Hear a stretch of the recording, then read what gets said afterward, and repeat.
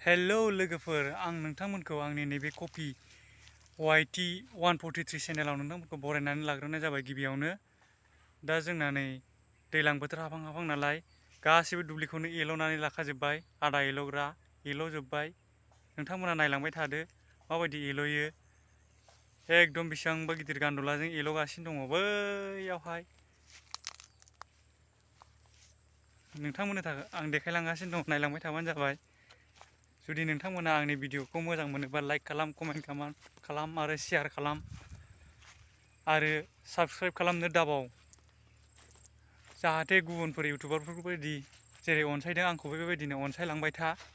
नोंथांमोननि अननायखौ आंनोबो हो एसे, मानोना आं दिनैसो फार्स्ट टाइम बेबायदि ब्लग बानायफेरदों। नायदो नै एल'जोब्बाय बेखौ आदा एल'ग्रा। नोंथाङा नायसनबायदोंबा नै जोंनाबो एल'बाय। आयु माबायदि एल' लाजोबदों, एल'जोब्बाय बेखौ साफा। दानो एल'खाबाय आरो मेला टाइम दंबावो, दाबो जेबोआनो जायाखै। एल'यैनो फोजोबजोबखाबाय। जेब्लानाखि गायनाय सम जायो होमबा अखा बोथोर फैबाथाय बै पावार टिलार ना मा होनो गान्दौला फिसाया बेखौ सोसिगोनलाय आरो बेखौ सोखांनानै गायनाय दुम जानोसै।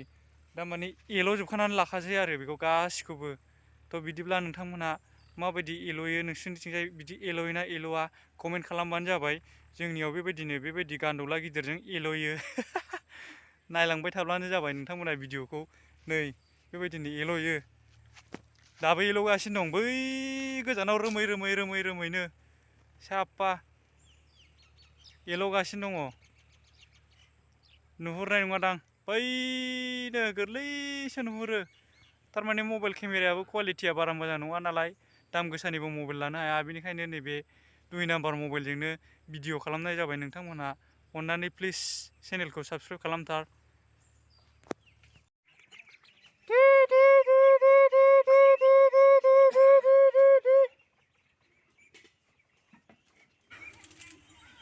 बेफोर गासिबो जोंनि न'नि हांसो, न'आवनो फिसिदों, हाथायाव बायनानै लाबोदों बेखौ हांसो फिसाखौ। दा देरजोब्बाय, एसे स्र' जाबाय। गासै 20थामोन, 20थायावहाय मानै गैला, 18थाल'सै। बे मानैखौबो अमायानो अरथारदों। जोंनाव अमाया हांसोबो अरथारो। गावनि आदार जानायखौ सिख'ना जानायाव खर'आव अख्रेब फोथैदों मानैखौबो।